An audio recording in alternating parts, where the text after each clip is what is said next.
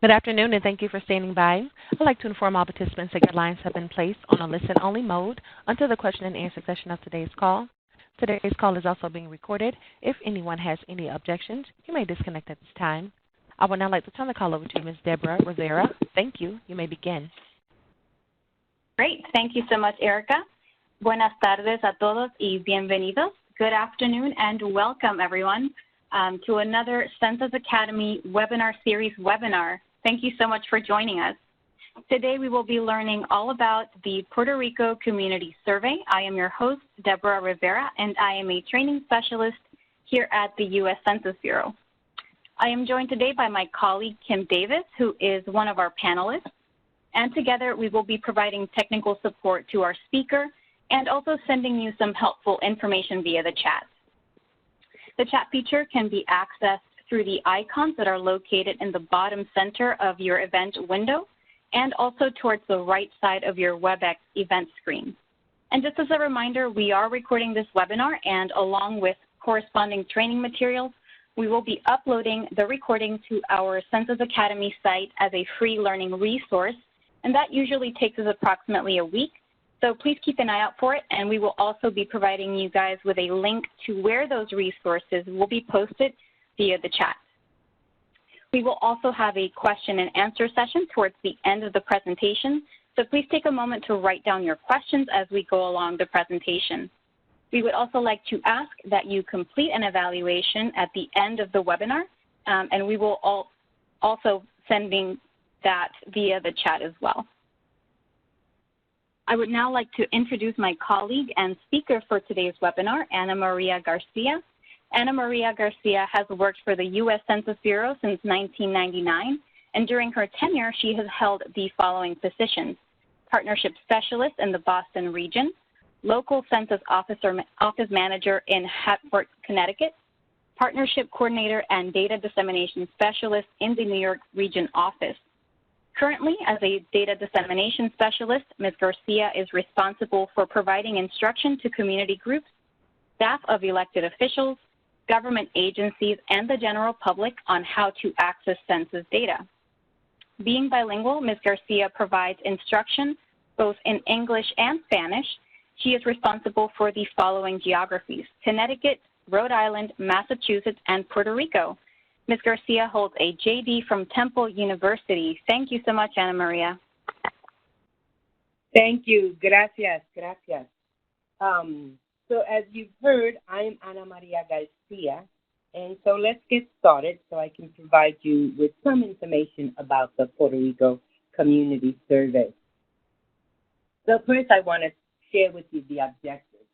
So I want to leave you with some understanding of the Puerto Rico Community Survey, really stress the importance of it, distinguish some of the differences that occur between the American Community Survey and the Puerto Rico Community Survey.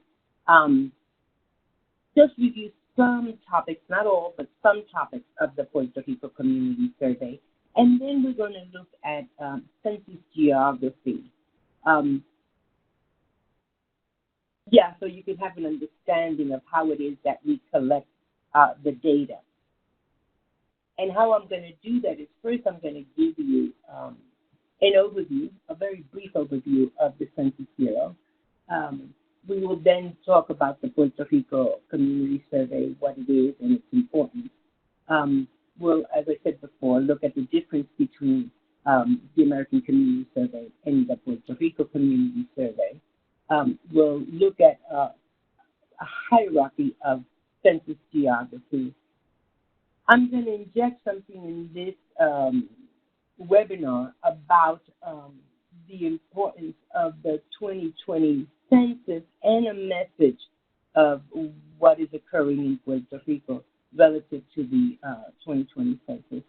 Then, time permitting, we'll do a live demo on data.census.gov, where it is that one can go and retrieve data, and then we'll open it up for questions and answers. So here's an overview of the Census Bureau. You know, the Census Bureau has been headquartered in Suitland, Maryland since 1942, over 70 years. The staff there is approximately 4,200 permanent staff members, and we grow to about several 100,000 when we're conducting a census, which we're actually doing right this moment. Okay? The Census Bureau is part of the U.S. Department of Commerce and is overseen by the Economics and Statistics Administration, the ESA. And the Economics and Statistics Administration provides high-quality economic analysis and fosters actually the mission of the Census Bureau. Because we at the Census Bureau, we're the federal government's largest statistical agency. We are dedicated to providing current facts and figures about America's people, its places, and its economy. Important to note is that federal law protects the confidentiality of all the information that the Census Bureau collects. So let me speak a little bit about the Decennial Census. You know, what we're most known and what people sort of remember all the time is, oh, the Census Bureau does a census, right? So that the census is that one decade population housing count of all 50 states, of the District of Columbia, Puerto Rico, and the island areas. And this is required by the U.S. Constitution. The results of the Decennial Census determine the number of seats for each state in the House of Representatives, and they used to draw congressional and state legislative districts and to distribute more than $675 billion in federal funds each year to local communities. So you get the sense that there's quite a bit that's tied to responding to the census. There's money tied to it, and it's information that's going to stay with us for 10 years. So you really want to get an accurate count. It helps the government also decide how to distribute funds and to provide assistance to states and localities. It's also used to draw the lines of legislative districts and reapportion the seats each state holds in Congress.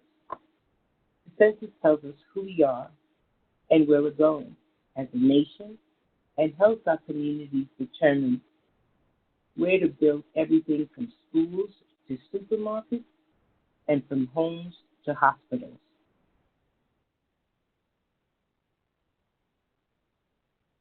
On this slide, I want to start to begin the comparison of the Puerto Rico Community Survey, and sometimes I'm going to say the PRCS. They are synonymous, so I just toggle back and forth, and the American Community Survey, ACS. So what you see here is that, first of all, the language. In the Puerto Rico Community Survey, the initial mailing that's sent to the addresses in Puerto Rico, that survey is printed in Spanish, although residents can request an English version of the questionnaire, right? Whereas you see that the ACS on the state side is the initial mailing is sent is printed in English, and residents here can request Spanish language material. So they're sort of interchangeable, so they're slightly different instruments. And let's look at the data collection method. In the Puerto Rico Community Survey, data is collected only by mail or in person. There's no internet data collection in Puerto Rico. Whereas in the ACS, it's collected through the internet, by mail, and in-person follow-up. And then let's look at the sample size. For the Puerto Rico Community Survey, it's 36,000 addresses. For the American Community Survey, it's 3.5 million addresses. And that's because of the difference in population. And then there's some other things that are not shown and depicted here on the slide, but I just wanted to sort of mention them. The Puerto Rico Community Survey All of the estimates that are provided are controlled to population estimates by age and sex, whereas in the ACS, they're controlled by age, sex, race, and Hispanic origin. We don't control them for race and Hispanic origin in the Puerto Rico Community Survey. And also the Puerto Rico Community Survey estimates are controlled to the population at the county, which is the municipio level, and not the sub-county level. Whereas in the ACS, it's controlled both to the county level as well as the sub-county level. And we'll talk a little bit about the different geographies when we get to geography. And in the Puerto Rico Community Survey, there are no housing controls available for Puerto Rico. So we do no control of the housing there, although the housing units in the ACS are controlled to the population estimates program. So those are some of the differences. Let me just share with you some others on this next slide. And this was taken from the 2019 Puerto Rico Community Survey and ACS. And so the questions might vary for some other survey years, right? But this is specific to the 2019. It's the most recent one that's been conducted. One of the questions is property size. So we do it, the respondent in ACS responds by the acres of land that they have. It's a quarter of an acre, half an acre, 10 acres, by acres. Whereas in the Puerto Rico Community Survey, it's by cuelga. And cuelga is the equivalent of 0.971 acres. Right? It's exactly how land is measured in Puerto Rico. And then the question about plumbing facilities, right? In the ACS, you have running water, hot and cold running water. Yet in the Puerto Rico Community Survey, is you have running water, and you have this little unit that's attached to the shower head to heat shower water, right? Because it's very uncommon that there are water heaters in Puerto Rico. So you start to get a sense that it really is asking questions that are germane to Puerto Rico so that we can actually report data of what the housing stock is like in Puerto Rico.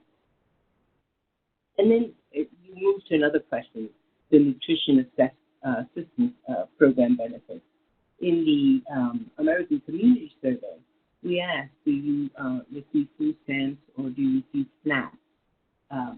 Whereas in Puerto Rico, we asked, are you part of the nutritional assistance program?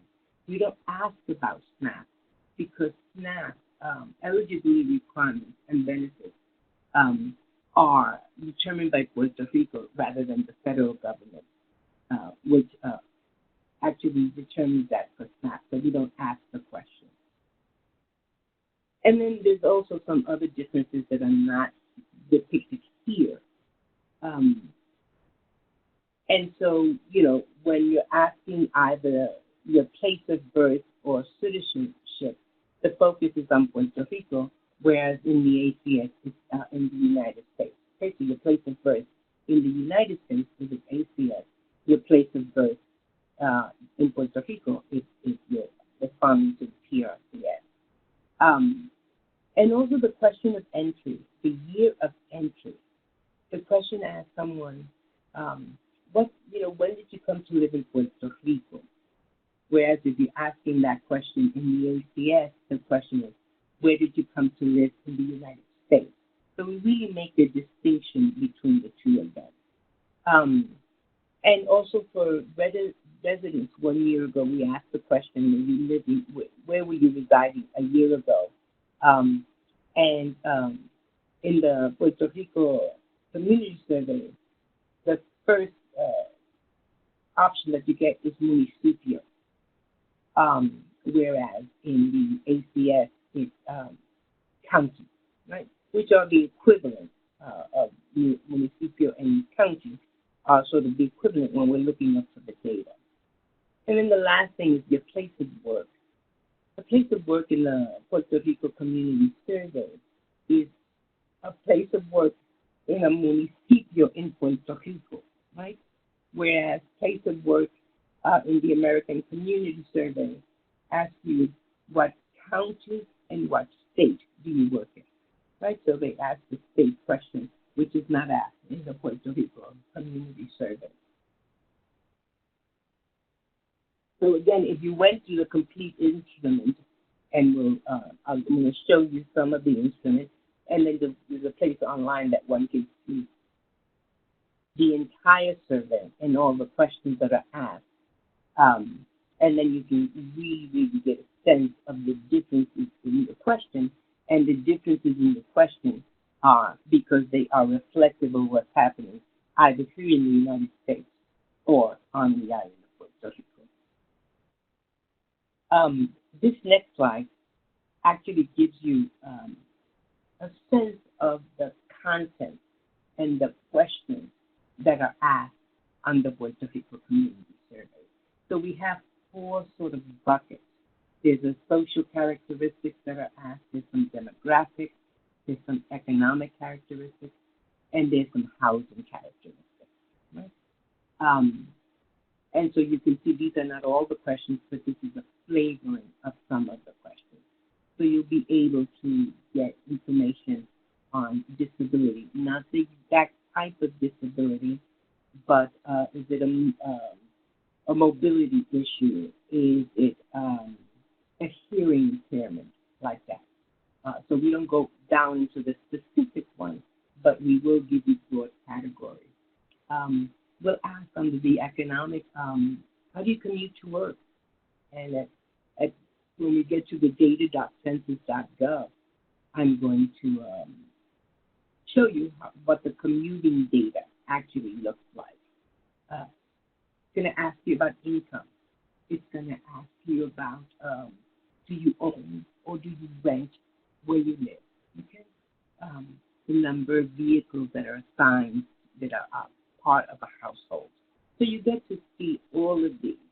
And you can go through this list and say, oh, and then it gives you a sense of how much data is available for one to actually look up, either because the data collected from the Puerto Rico Community Survey or data collected from the American Community Survey.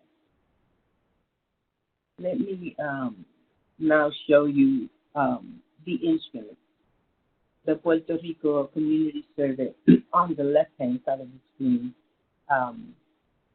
is both in English and in Spanish, and it has a different color. It's in purple, and the American Community Survey is in green and also is in Spanish and in English. But I wanted you to see what they look like and what it is that households that receive this actually receive.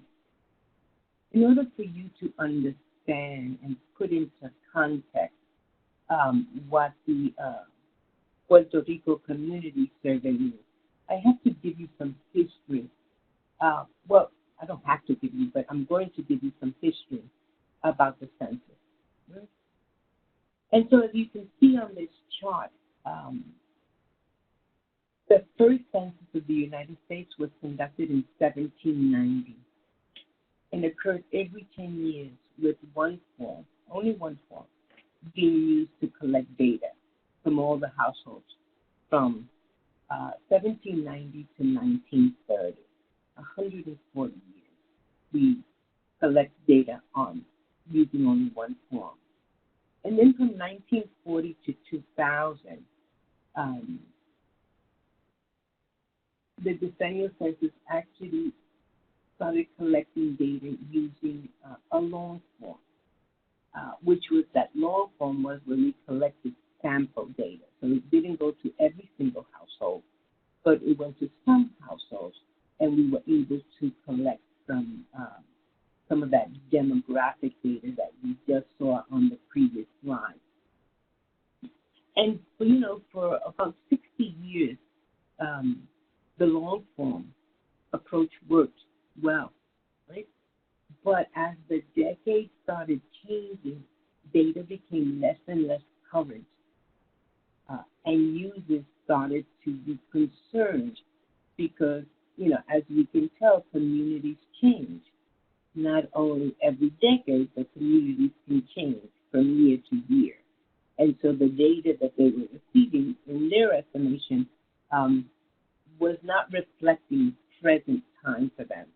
So in 2000, quite a number of data users came to the Bureau and said, can you really consider getting that long-form data, collecting that data more frequently than 10 years?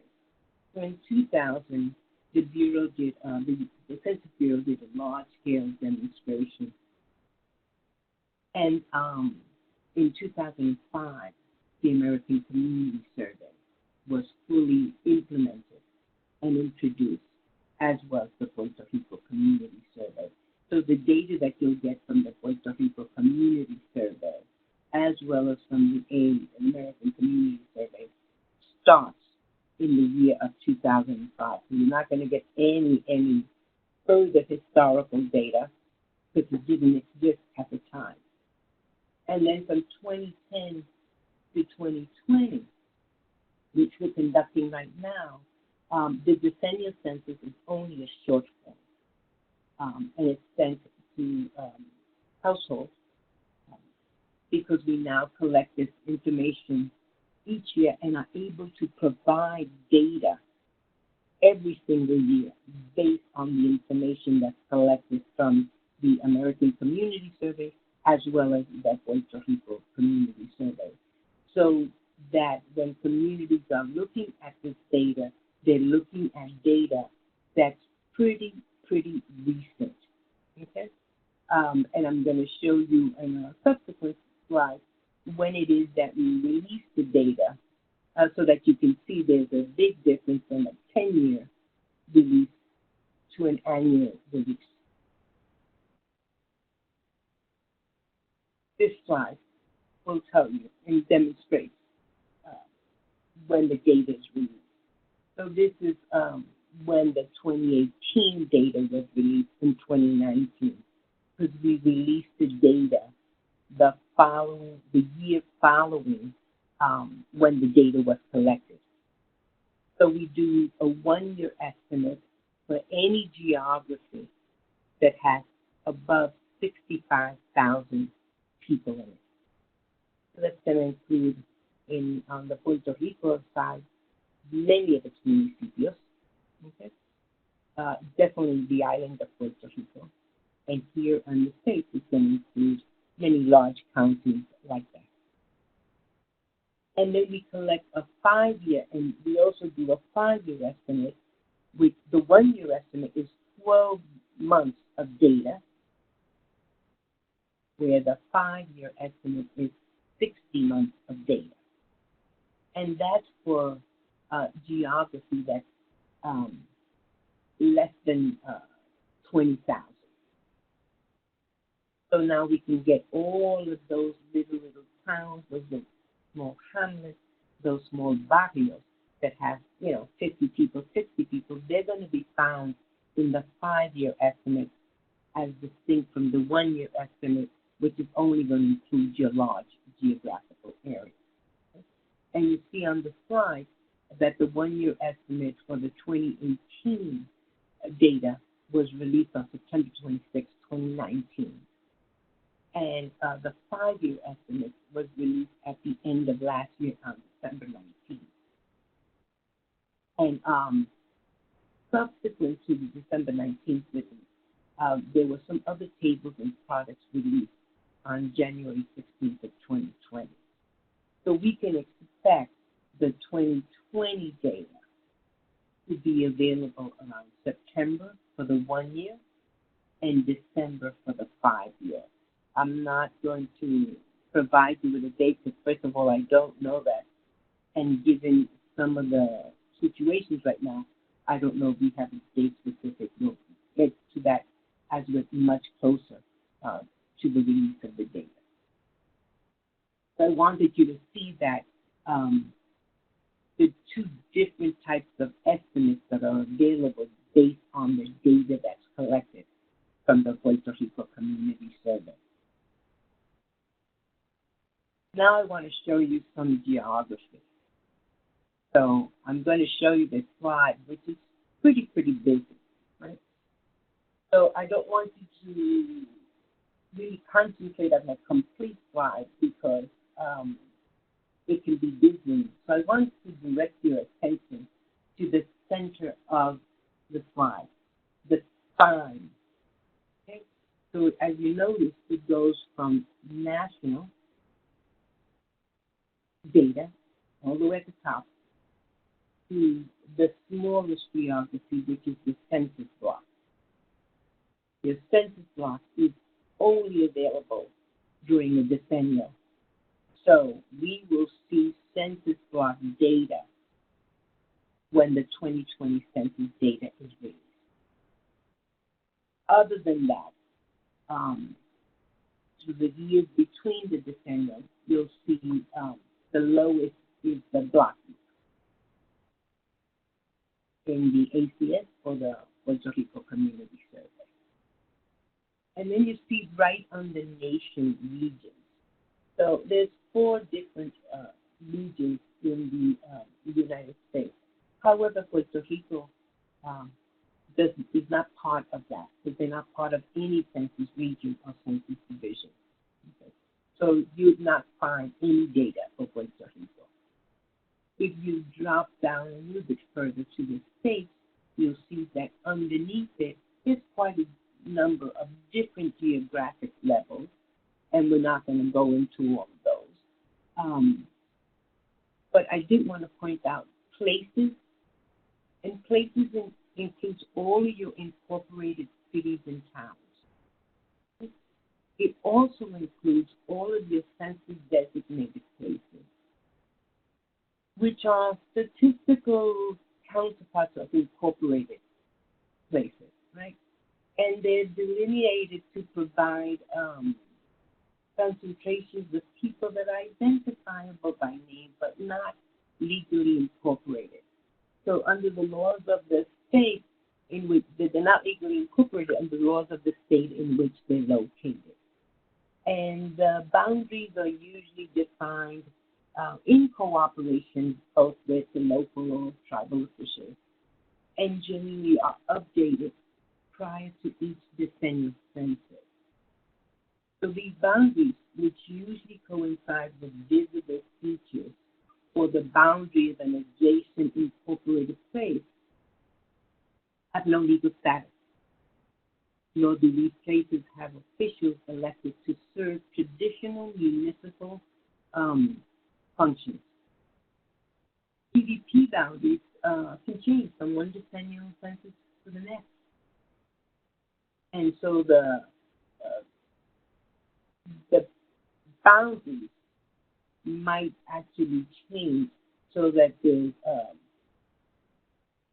to do historic comparisons can be sometimes problematic if that CDP has changed. And why do I mention the CDP? Because CDPs are recognized in Puerto Rico because Puerto Rico has no incorporated places.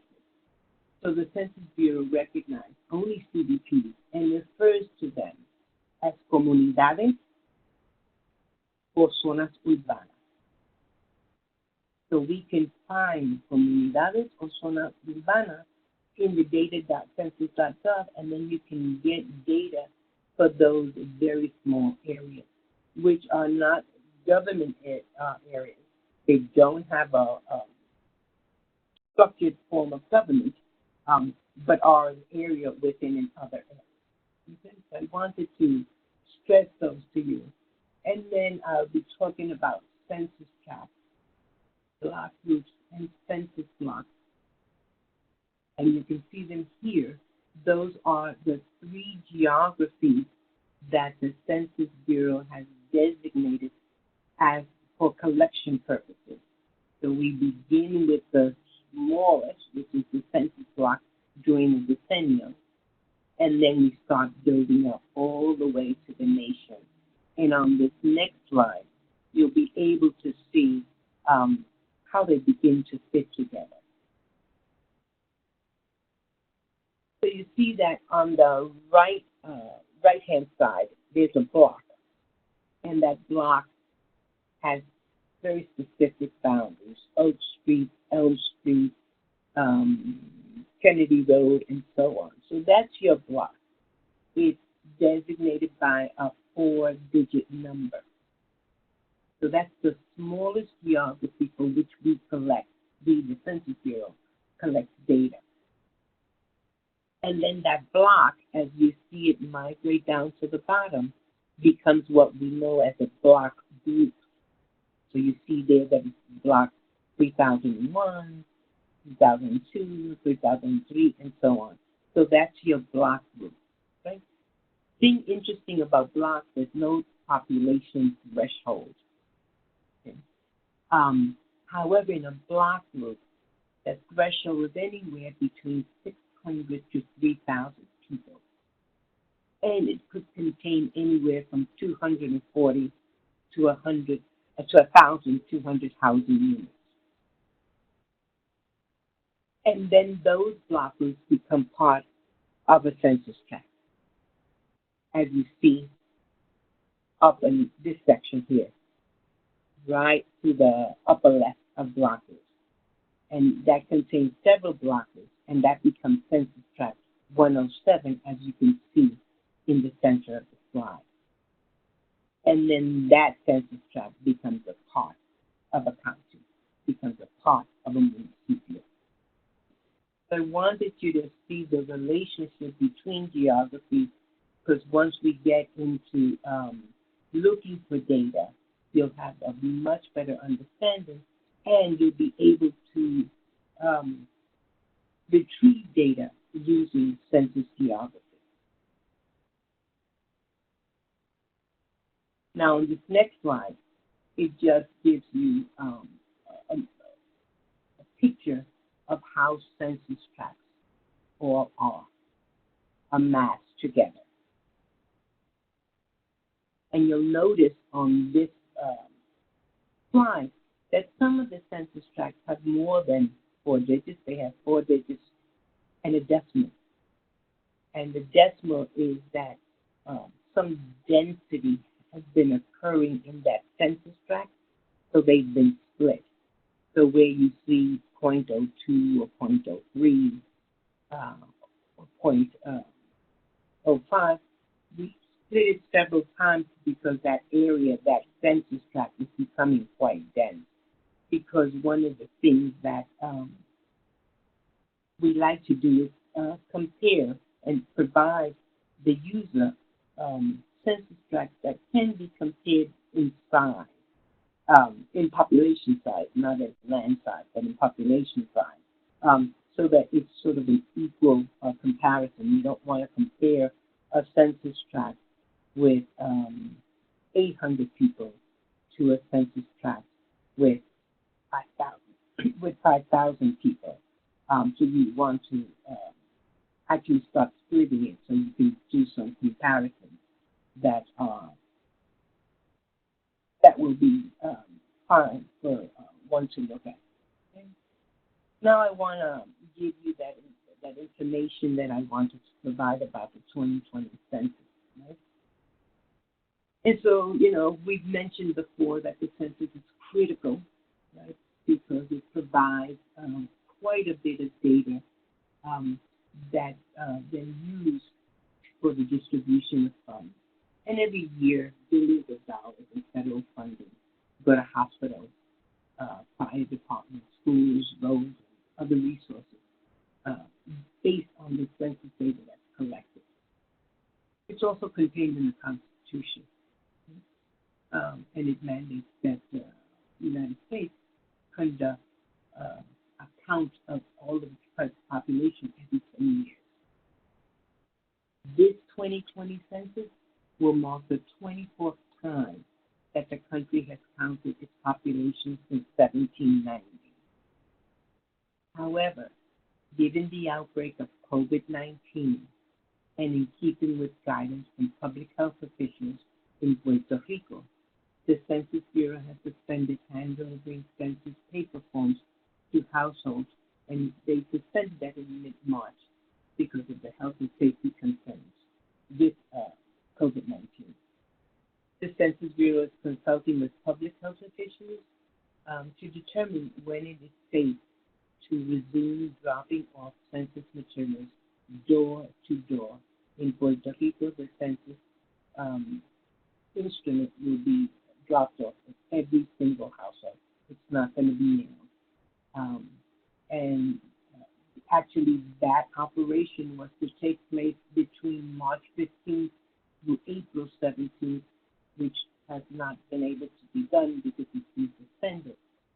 So for those, if anybody on the call is from Puerto Rico, the public will continue to be apprised of all updates and when we can expect that the operations will resume. And I introduced the census here now and tell you that important information because I think it's critical that it's not the Puerto Rico Community Survey response or the census. It's not an either or. It's both instruments that we ask you to respond. One is going to give us a count, and the other one is going to provide us some critical demographic data. If you are a service provider, you want that demographic data, so which is why we encourage people to go in and respond to both of them. So you'll hear, oh, but I already received my census, I already responded. Just have people be sure that what they received was not the Puerto Rico Community Survey, because if you want them to respond to that as well as the census, 2020 census. And what I want to show you now briefly is some the data where you can get information. So this website, and we provided on every single slide a URL where you can go and actually get the data. So this website, ACS, contains a lot of information about the Puerto Rico Community Survey, how to respond to questions, this is where you're going to go and find the actual questionnaire.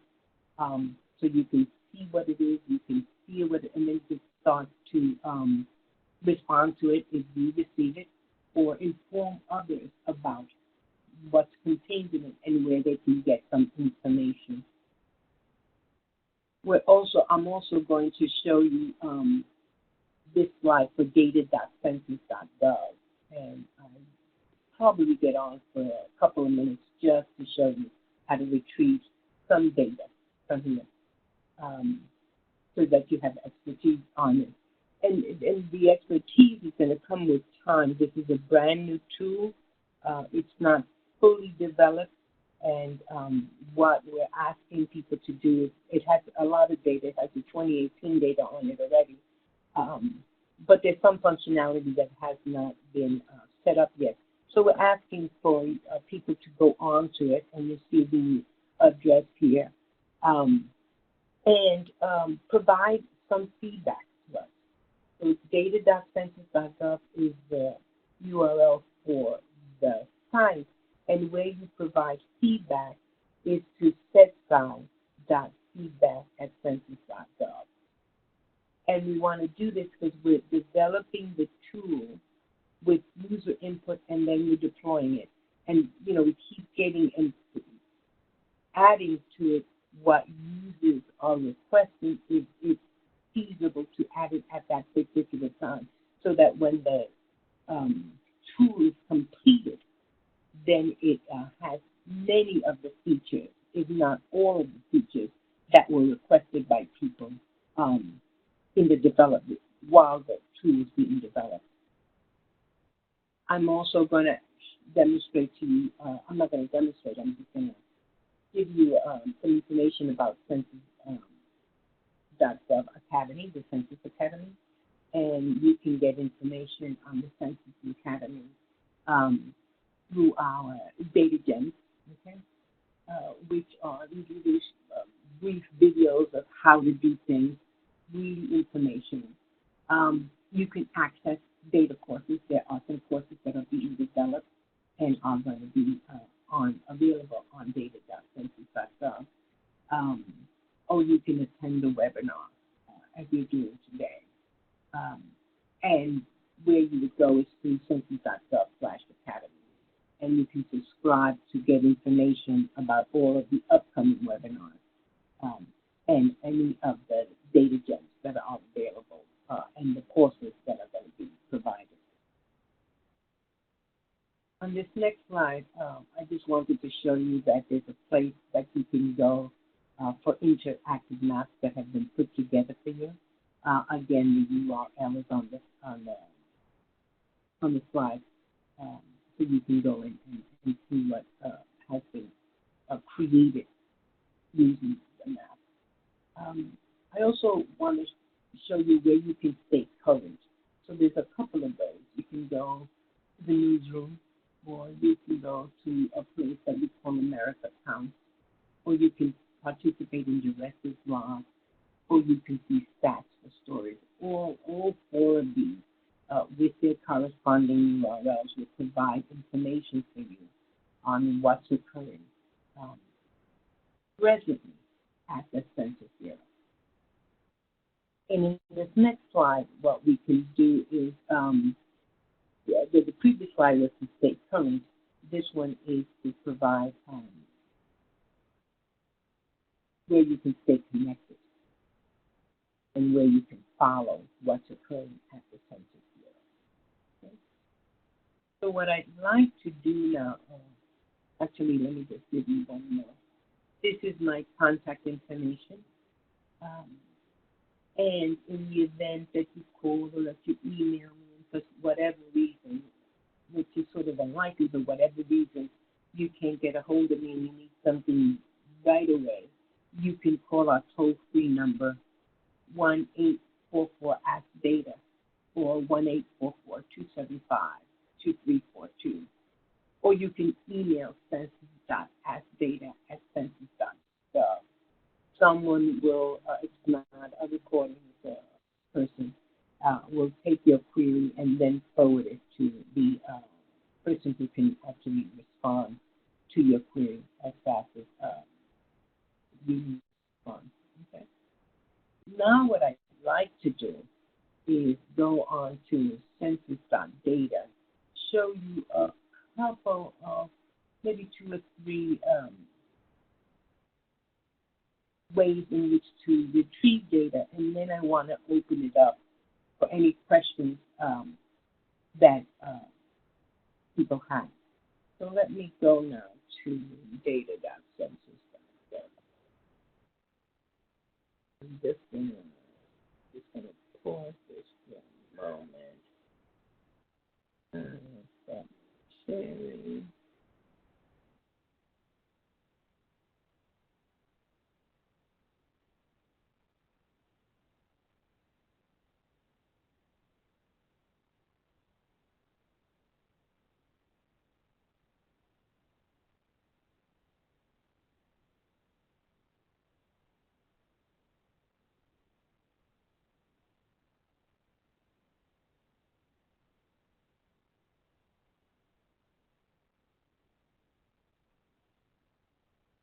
Okay, so this is the home page for data.census.gov. And you'll see here on the upper left-hand corner, there's a single search bar. And what we can do is type in here Arecibo.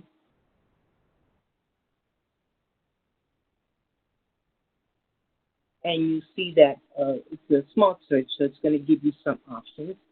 We'll choose Arecibo Municipio. And so since I only selected a geography, the data that it's going to pull is the population for the municipio of Arecibo. And it's going to give you that data front and center at the top of this page. Okay? So in Arecibo, there's 82,114 estimated population. And that's according to, if you give you the source, the American Community Survey, a 1-year estimate. So if you remember what we were talking about in geography, the one-year estimate contains any geography that has above 65,000 in population. Is an example of that, right? So that's the one that you can see. And so it's only going to give you that population. If I go back to my search and I type in population,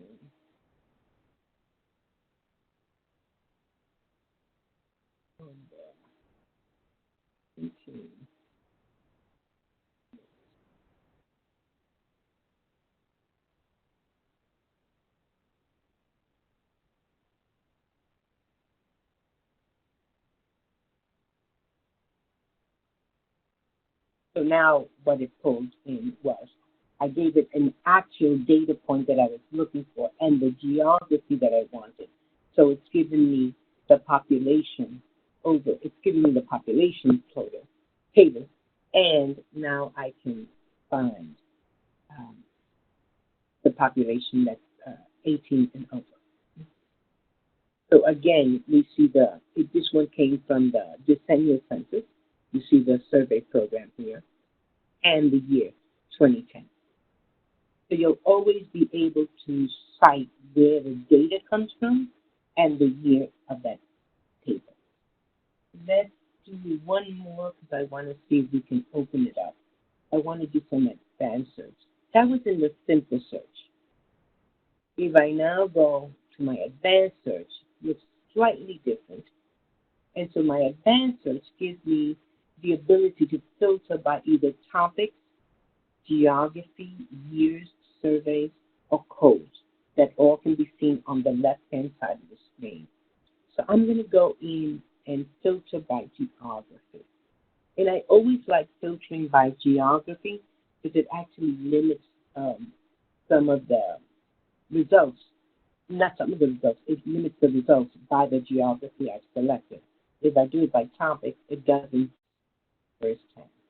So if I go into, I want to see accounting. Now the system is going to ask me, you want to see accounting where? So we're going to look for Puerto Rico. And now you can look at all the counties in Puerto Rico, or you can choose one. So let's just choose one, Arecibo. And then we have the search bar at the lower right-hand corner, and you'll pick that.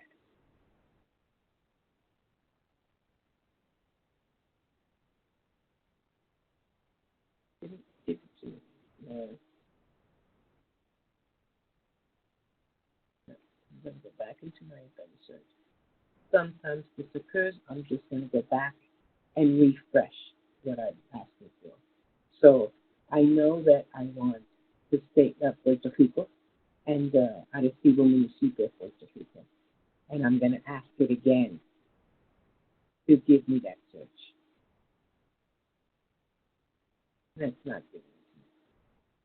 Well, this is interesting. I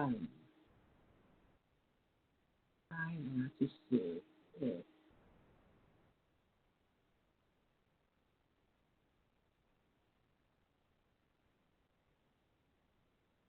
so this should be the Arecibo information.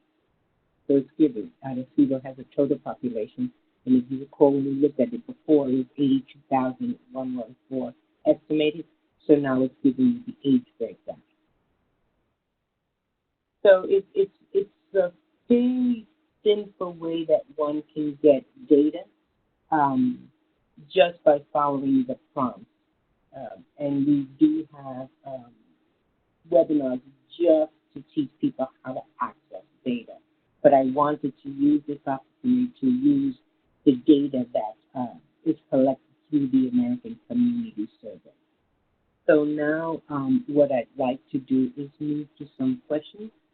Operator, can you see if there are any questions available?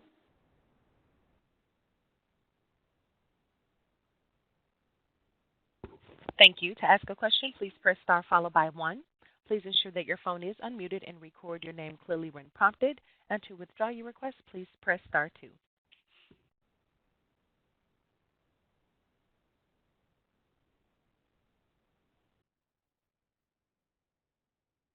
Okay, Ana Maria, and this is Deb Rivera. While we wait for any questions that might come in through the line, we did have a question that came in via the chat, if I might read it out loud for you. This question comes, yes, wonderful. So this question comes from Ben, and Ben asks, how does the census count handle the fact that some people have been displaced by natural hazard that involves households in what would be considered a whole block, census block, or even a census tract? For example, recent tornadoes that occurred in the South will have done that. Yeah, the only way that we can do is actually go, we do it by household, so we'll go to that household, and it's either going to reflect that there's people living there, okay, or that it's now vacant. And so it'll be reported as vacant because we don't track where people have gone. There are ways, if they've moved to another area and they receive a form and they complete it, and they say within the last year I was living X, Y, and Z, one can start looking at sort of migration, where people are going and where people were displaced to, but there's no way that we can capture that displacement right when we're taking the count. Okay, thank you. Operator, did we have any questions that came in through the phones? Yes. We have a question from Rosanna Torres. Your line is now open. Hi, thank you. I have a question in regards to the table. Is there a way that you can eliminate entire rows or columns so that you only see, a customized table? Yeah. So let me just see if I can customize this table for you. You can, you're still seeing the table that I have there, age and sex? Uh-huh. Okay, great. So if I hit and press on Customize Table, and we would go through this if we were doing a session just on data.census.gov. But if you weren't interested in the margin of error, because you understand, the margin of error, what you could do is you click on margin of error, and now the table will display in a moment all of the margins of error gone, and now it's only the estimate. Okay, so we've done that. If you wanted to transpose the table the way it looks otherwise, you can actually transpose what were columns to rows and rows to columns. You can actually do that, right, by just clicking on Transpose Table here. You can actually map a table. So if you clicked on map, and I'm not going to do that because the mapping takes not for this session, the mapping takes some time, but you can actually map the table. And you can as well as download the table. Okay. Right now, the print functionality of the table is not available, and they're working on doing that. So a workaround is to download the table or to right-click and copy the cells and drop it into an Excel spreadsheet. So then you have a table that looks pretty similar to what's on the screen. And that's some of the functionality that you could do by customizing the table. Thank you. And just one follow-up there. Is there a way to eliminate rows? For example, if I only want to see ages 5 to 9 or 30 to 34, can I collapse the other rows? What you can do is, if you wanted to see 35 to 39, let's say, right, you can actually copy that. And then when it drops into Excel, it's only going to give you that which you do so. Or you can drop the whole table into Excel and then through Excel eliminate the rows. But a faster way of doing it is just by right-clicking the line that you want or the several lines that you want, and then copy them and drop them into Excel, and then that's the table that you have. So it's not the same as, I don't know, it sounds like you've used the American Fact Finder before, because in American Fact Finder, you could actually do that. That functionality is not available here. Okay, thank you. Right. And then you also reminded me there's something over here all the way to the left of the screen. It's your data notes. And if you click on that, what that provides you, this table is about age and sex, and it provides you some information that the Bureau has put together so that people have an understanding of either how the data was collected, what we're talking about when we're talking about age and sex. So you have a context available to yourself as well. Thank you. You're welcome. Any other questions? Lowell? Yes, ma'am. Next question comes from Lowell Cable. Your line is now open. All right, thank you. I'm in Houston, Texas, and I've been looking for a website or somewhere that I can find data on when the training will resume in various locations, and any reliable phone number that will give us a response to messages we leave. Messages released for? Regarding the training, because of the COVID virus, everything's delayed, and I haven't found a reliable source for when I will be told the training begins. And so that's why I got on this webinar, so I can hear a little bit about what we're going to be doing. And further, I'd like to, since you're dealing with data, and I'm familiar with doing a lot of data work in my careers, where do we get the data on when the training will begin? I don't know the answer to that, but what I am recommending is you are affiliated with a regional office? Yes, I get no response from them. Okay. You know what? Would you put something in the chat, and then Deborah could make sure that we capture it, so make sure that we can get back to him. So put in your phone number, whatever, so I can get back to him. I'm on a smartphone with no chat place. Okay. No. Okay, so I'm going to give you my email. It's ANA. N as in Nancy. ANANA. Maria, MARIA. Garcia, GARCIA. @census.gov.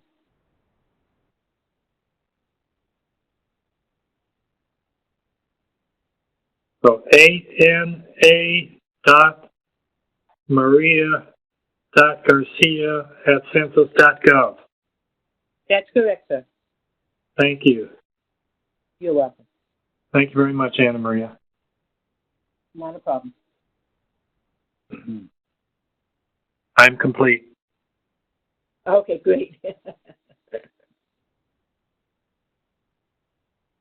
No other questions on the phone at this time.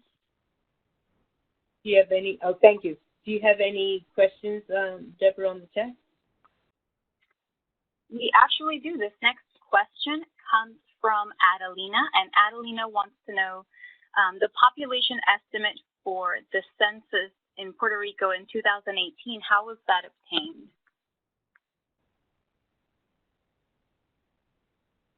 Adelina, first of all, hello, how are you? You know, Adelina, I will find out how it's obtained when the survey was sent out and how it was obtained, because the only way that it could be obtained is through the Puerto Rico Community Survey. As soon as I get that information for you, I'll call you and let you know.